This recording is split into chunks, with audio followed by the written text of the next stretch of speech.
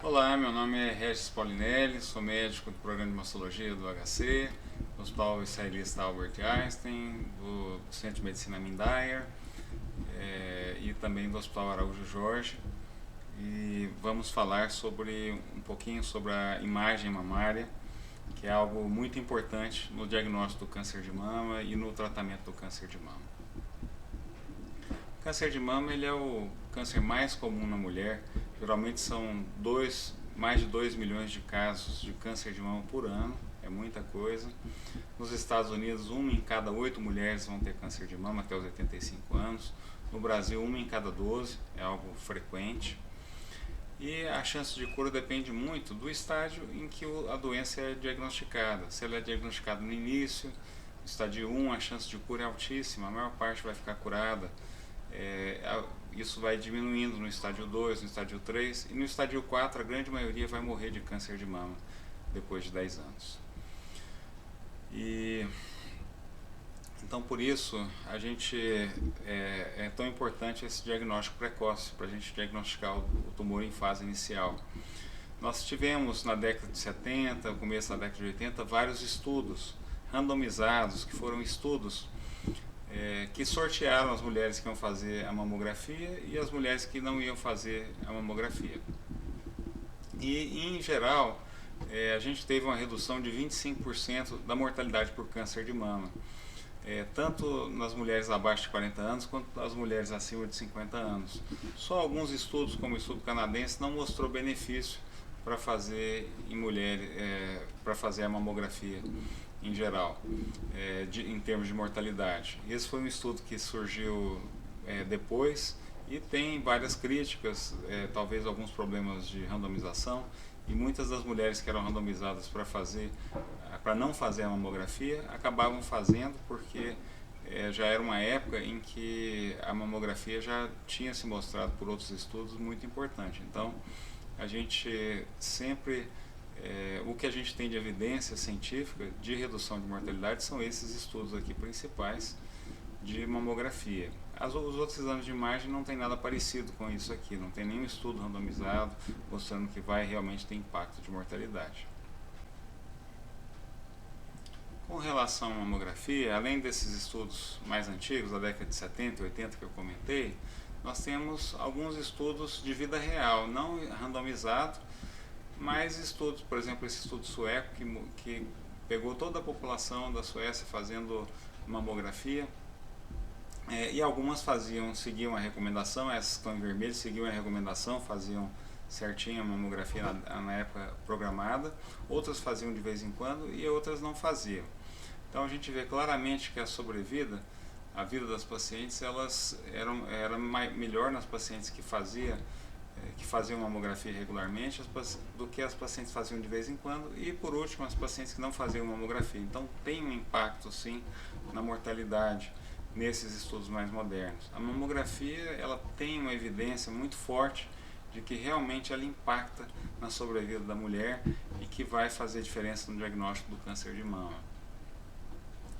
E se a gente pegar os cânceres de mama, nas pacientes abaixo de 40 anos e abaixo de 50 anos, a gente percebe que nos países mais desenvolvidos a gente tem uma quantidade muito grande de mulheres com câncer após os 50 anos, que é a época mais frequente e a população desse país é mais velha.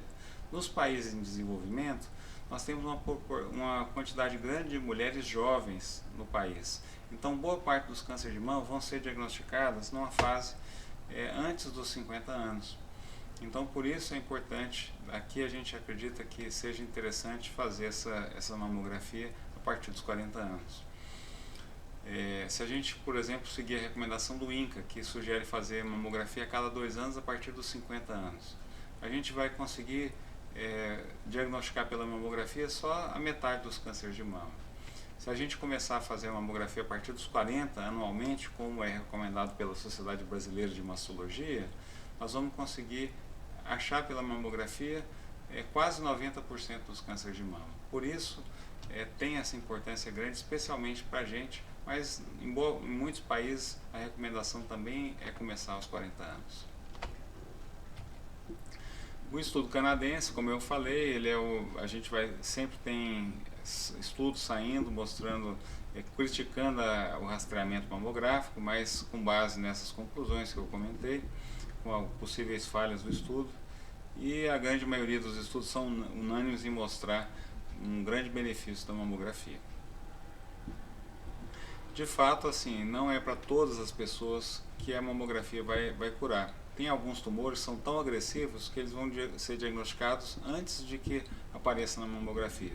Outros são tão indolentes, são tão lentos para crescer, que a pessoa nunca vai diagnosticar na mamografia porque ele nunca vai crescer o suficiente para aparecer.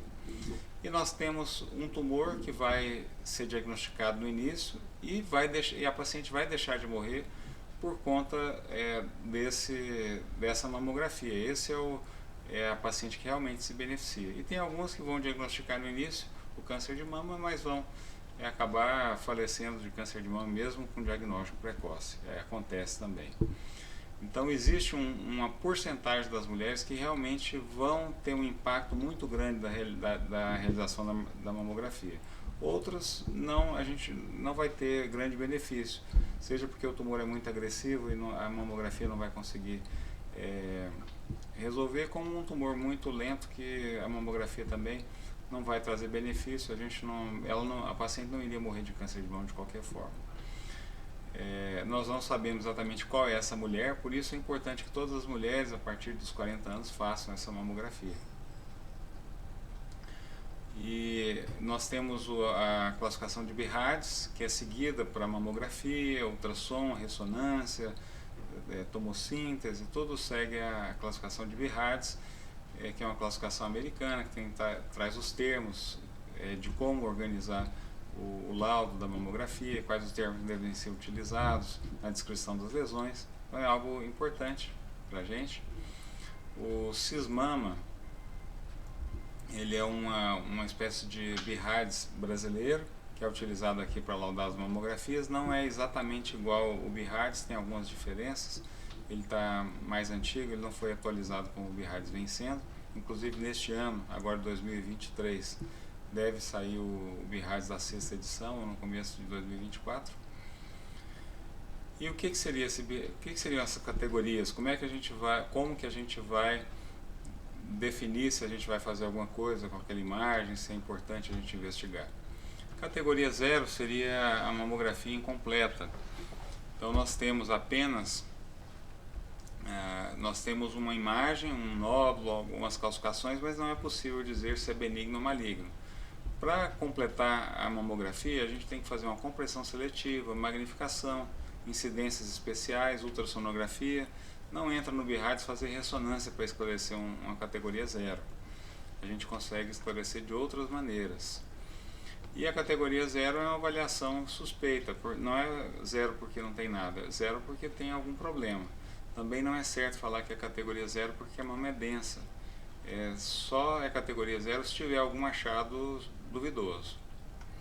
Então aí a gente vai fazer esses exames complementares, compressão, magnificação, ultrassonografia, e não a ressonância nesses casos.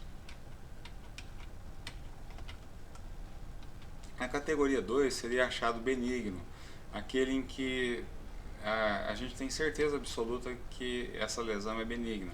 Por exemplo, um nódulo bem circunscrito com essas calcificações grosseiras no interior. Só o fibroadenoma dá isso. Então a gente não precisa se preocupar nesses casos. Por exemplo, essa paciente que na mamografia tinha vários nódulos, era uma categoria 0. Mas depois que foi feito o ultrassom, se percebeu que era um cisto anecóico com reforço posterior, e aí nesses casos não precisa fazer nada, é benigno. Então essas lesões a gente sabe que é benigno. Também alguns tipos de calcificação isolada, calcificações de leite de cálcio, calcificações vasculares, amartoma. Tem algumas lesões que são tipicamente benignas, não precisa de nenhuma investigação. O linfonodo intramamário,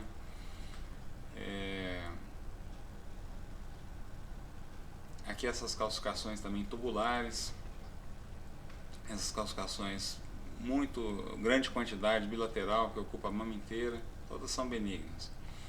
E a categoria 3 é um achado provavelmente benigno. Nessa categoria a gente tem que fazer um acompanhamento com 6 meses, depois 6 meses, anualmente, e depois de 2 a 3 anos é possível reclassificar essa lesão para a categoria 2, que é benigno.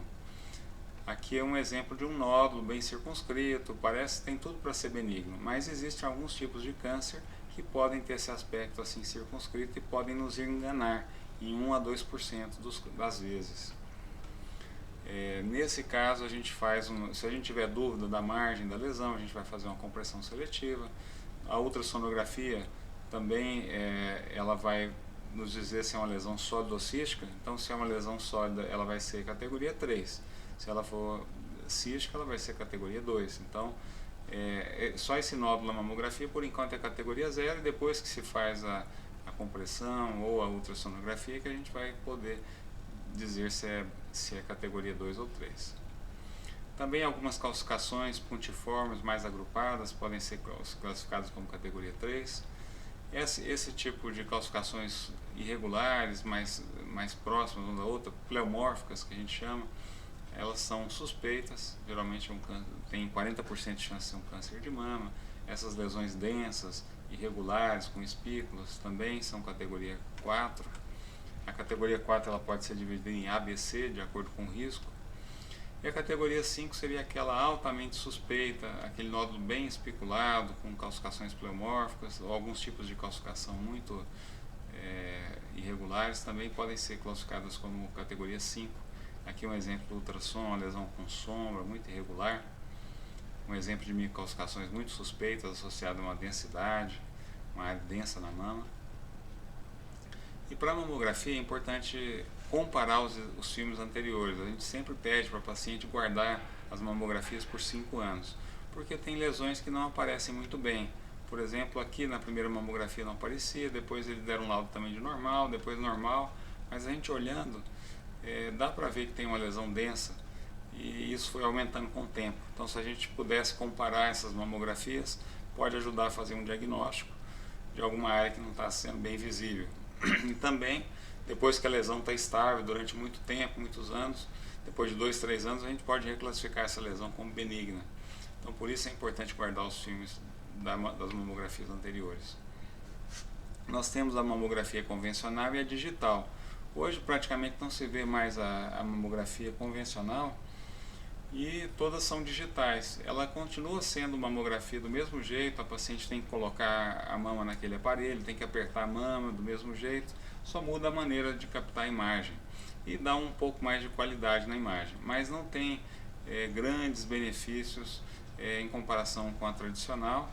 A taxa de detecção de câncer de mama é muito parecida, ela só tem um pouco mais de facilidade de ver as mamas densas. É a mesma mamografia, uma melhor imagem, mas ainda sempre com aquele aperto de sempre da mama que incomoda os pacientes. Nós temos também um outro tipo novo de mamografia, que é a tomossíntese, que em vez de fazer só uma imagem, como se fosse um raio-x, onde tudo é visto no mesmo filme, a gente pode fazer vários cortes da mama, como se fosse uma tomografia, e ver mais detalhes da lesão. A gente tem estudos mostrando que aumenta a sensibilidade e diminui a quantidade de necessidade da paciente voltar para fazer novos exames, complementos, compressão seletiva. Então é algo bem interessante e tem substituído a mamografia nos países desenvolvidos. Nos Estados Unidos, por exemplo, já 30, 40% das mulheres não fazem mais mamografia, fazem só tomossíntese, que é um pouco melhor que a mamografia, mas a imagem é muito parecida com a da mamografia. Seria um tipo especial de mamografia. A tendência vai ser essa, a gente não ter mais aparelhos de mamografia no futuro, daqui 20 anos, 30 anos, vai ser só tomossíntese, provavelmente. Nós temos um outro tipo também de mamografia, que é a mamografia contrastada, que ela é diferente. Ela tem uma sensibilidade muito melhor do que a mamografia, vê bem as mamas densas. É injetado um contraste no sangue da paciente, na veia, e esse contraste ele é captado pelo tumor, e depois o aparelho de mamografia ele vê só a área que captou o tumor. Então a gente consegue ver aqui, como por exemplo vocês podem ver, é uma mamografia densa, que é difícil de ver, que não dá para distinguir nenhum nódulo, e depois que faz a injeção do contraste a gente vê claramente só a área do tumor captando. Então, tem benefícios, teria uma equivalência próxima à ressonância, a gente consegue estimar bem o tamanho da lesão, se tem outras lesões a mais, outros focos de tumor que não estão sendo vistos pela mamografia. Então é algo bem interessante, já existe em Goiânia, aí no HC, no Hospital das Clínicas, o programa de mastologia já tem a mamografia contrastada, que vai ser implementada em breve, a gente espera, e vai ser mais uma coisa aí para beneficiar nossos pacientes. A ultrassonografia, ela também é muito importante, só que ela não substitui a mamografia. Algumas mulheres querem fazer só ultrassom e não fazer a mamografia para evitar aquele aperto. Só que a ultrassonografia não substitui a mamografia, ela vai ajudar, ela vai complementar. Por exemplo, em pacientes com mamas densas, tem algumas lesões que podem não ser vistas. Essa aqui é uma paciente minha que tinha mama densa e que a gente conseguiu achar um tumor, um câncer de mama inicial. Então ela vai ter uma taxa de identificação, como nessa mulher aqui que foi curada por conta da ultrassonografia. Mas ela não deve ser feita de rotina em todas as mulheres, só nas mulheres, só para complementar a mamografia. Em mamas densas, por exemplo, a mamografia tem uma sensibilidade diminuída, ela vai ver menos câncer de mama. E mulheres jovens, mulheres usando hormônio, tudo a mamografia ela tem um pouco menos de detecção. E a ultrassonografia vai ter uma taxa aí de encontrar 2 a 7 casos de câncer para cada 1000 pacientes realizados. Então é uma taxa semelhante à mamografia. Apesar de não ter um estudo randomizado como na mamografia, nós temos evidências indiretas aqui de que o benefício seria semelhante ao de fazer uma mamografia, ainda assim não tem a radiação, não tem os riscos que qualquer radiação pode causar. E existe aí 15 a 25% dos cânceres de mama que não aparecem na mamografia, por isso é importante palpar a mama. Alguns vão ser diagnosticados só pela palpação. E nesses casos de mama densa, ou quando para avaliar algum nódulo, alguma alteração, densidade na mamografia, a gente vai conseguir também ver melhor através da ultrassonografia. O ultrassom vai dizer para a gente se a lesão é sólida ou cística, que é importante para dizer se é benigno ou maligno.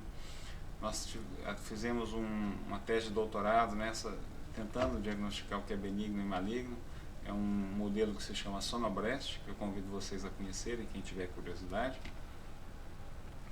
E no caso de mamas, prótese de silicone, a prótese não é uma contraindicação, não é considerada como algo prejudicial para o diagnóstico de câncer de mama, mas eventualmente, dependendo do tamanho da lesão, um tumor muito pequeno, mais profundo, pode ser que a mamografia atrapalhe um pouco, como nesse caso aqui, encobrindo um pouco da mama na mamografia, mesmo com a manobra de Eklund, que é uma manobra que é feita em pacientes com prótese, a gente pode ter uma certa perda na mamografia. Eu tenho o costume de associar nessas pacientes com prótese a ultrassonografia, que ela vai ter uma acurácia até melhor em alguns estudos do que a mamografia.